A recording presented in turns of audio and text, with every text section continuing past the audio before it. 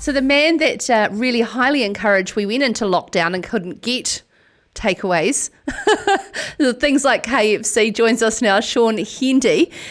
Shaun, was your mother a good cook?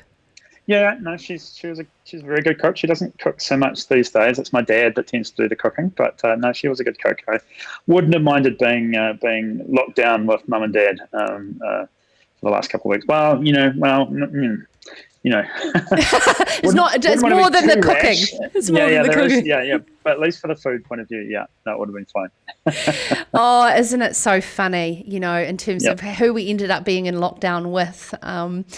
Now, talking about lockdown, of course, you've just released today some new data about that we've dodged a bullet. Are we in the clear? Can we come out of lockdown now, please? Yeah, it would be nice. What we looked at today and what came out today was that actually we're tracking pretty well. Now that doesn't mean we're going to get out, in 2 weeks, but it does mean that actually what we're doing is working. I mean, we can be proud of ourselves actually. There's a lot of countries where this disease has got out of control, and actually Kiwis we've obviously stuck to it. And that's had a big effect on the spread of the disease. And there are not many countries that are on the path that we are at the moment.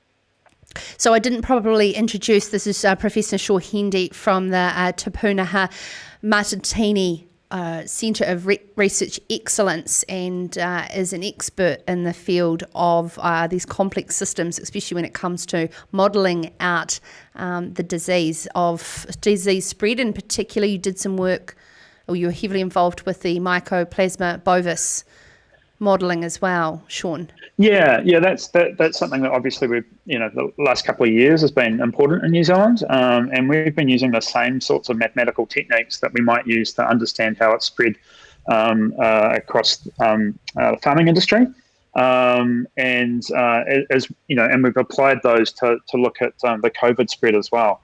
I mean, there's a few differences. Your cattle don't show up at the doctor when they're feeling crook, whereas people do when they have COVID. But we can use some of the same mathematical techniques to try and describe how the disease spreads nonetheless.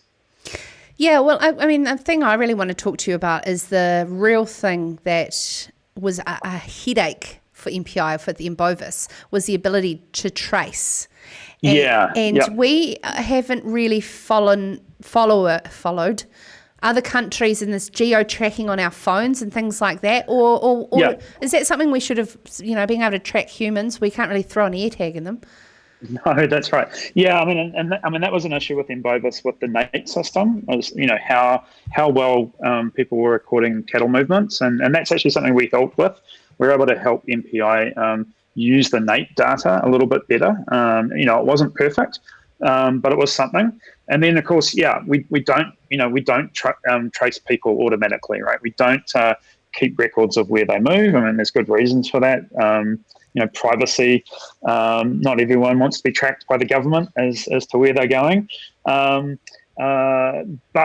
it's a similar problem, right? You've got to figure out where cattle have been moved around the country to track the flow, track the movement of M. bovis. And so contact tracers, so people at Ministry of Health, have actually had to do something really similar to what they did with what MPI had to do when they sat down with farmers. You've actually got to sit down, go through, where did the cattle go, or if it's a person who's come back from overseas, who are the people that you've met in the last 2 weeks that you could have potentially infected. So it's a really similar problem. And really early on, that was one of my suggestions, was that the Ministry of Health go talk to the people who've been doing that at MPI, see what techniques MPI had been using, and try and see if they could use that in the COVID response. It's a lot about human behaviour to change, isn't it? I mean, there'll be a few, Houston, we've got a problem here. But then how long do these officials sit on this information to more consider how they're going to work people into an outcome, as opposed to just turning around and releasing it? It's a real strategy here. Oh, yeah. I mean, communications is a huge part of disease control. I mean, and let's face it, our ministries are not often the best at communicating. There's a lot of red tape. And of course, the speed that information's travels through government is really slow, and particularly when you have a disease like COVID that we're learning an awful lot about all the time.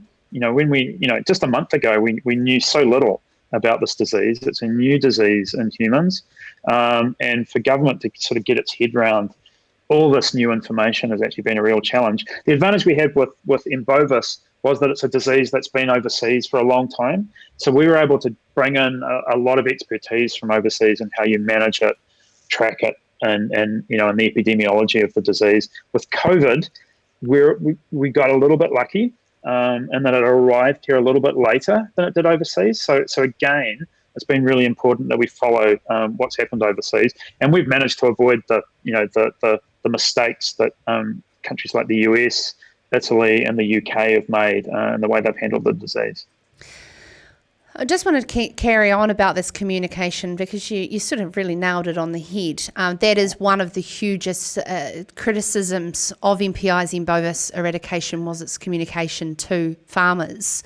What learnings around, say, like this alert level system, people clearly understanding these targets, was a learning from M. bovis? Because I know one thing, and I'm trying to get someone from MPI to talk to me around this, the fact that we've hit over that 150,000 cow number, but then sort of really just avoiding the situation. How do you kind of work people into a mission, and give targets when the targets are still quite a grey area too, and you have to be very careful for it doesn't. Yeah, I mean, I think clear communication is so important. I mean, and we have been lucky that we've got some really clear communicators around COVID, and that's been fantastic, and I think it's played a role. I think the other thing that's been a bit of an advantage with the COVID response is it's just so visible what's happening overseas. Whereas I think for a lot of farmers, M. bovis, it's endemic overseas, but we don't see it because it's managed with antibiotics. So it's not something that's really visible to farmers in New Zealand. And whereas COVID, we can see the terrible news stories coming out of Europe and the US. And particularly the UK at the moment, and so it's very much in our face. So I think we're quite motivated to learn about COVID in a way that perhaps it was more difficult to get information about M. bovis. Hey, you're giving me confidence like an Ashley Bloomfield in regards to this type of modelling. What runs through my brain, and having been broadcasting and reporting on the M. bovis situation all the way through, is everybody keeps saying, thank God this isn't foot and mouth, the way this is being handled. Yeah. I mean, we were really lucky with the M. bovis introduction. We caught it early, so it was really just some vigilance.